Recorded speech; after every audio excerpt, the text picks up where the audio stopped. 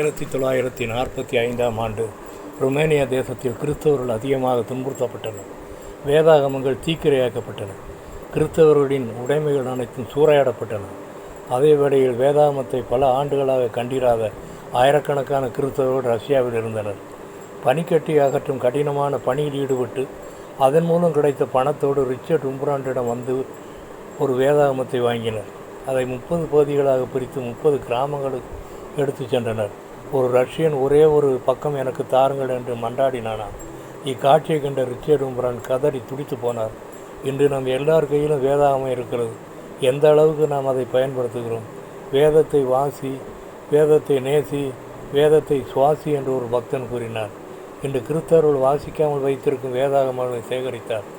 இன்னும் பல ஆண்டுகளுக்கு வேதாகமம் அச்சடிக்க தேவை இருக்காது என்று ஒரு கணக்கெடுப்பு கூறுகிறது. வேதத்தை எந்த அளவுக்கு நேசிக்கிறோமோ அந்த அளவுக்கு நமக்கு சமாதானம் கிடைக்கும். அநேக புதையல்கள் பொக்கிஷங்கள் நமது வேதத்தில் அடங்கியுள்ளது. ரிச்சர்ட் உம்ப்ராண்ட் டார்ச்சர்ட் ஃபார் கிரைஸ்ட் என்ற புத்தகத்தை எழுதியுள்ளார். ரிச்சர்ட் உம்ப்ராண்ட் 24/3/1909 முதல் 17/2/2001 வரை வாழ்ந்தார்.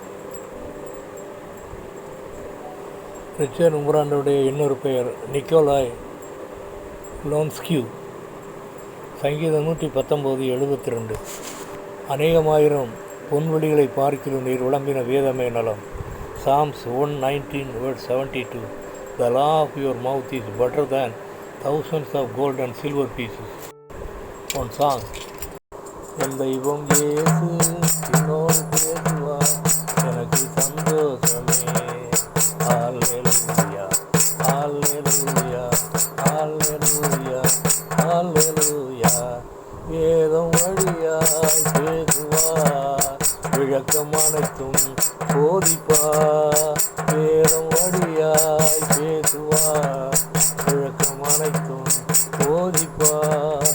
பாதம் அமர்ந்து தியானித்தே, பரலோகத்தை தரிசிப்பே.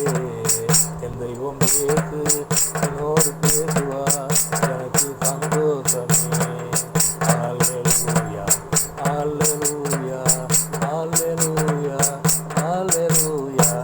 தெய்வம் இயேசு என்னோடு பேசுவார், எனக்கு சந்தோஷமே. அல்லேலூயா, அல்லேலூயா, அல்லேலூயா, அல்லேலூயா. ஜெபம். எங்களை நேசிக்கிற நல்ல பிதாவே, என்னுடைய சமூகத்தில் தாழ்த்தி ஒப்புக் கொடுக்கிறேன் ஆண்டவரே.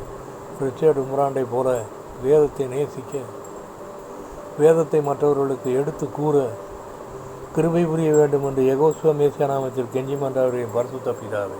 ஆமென்.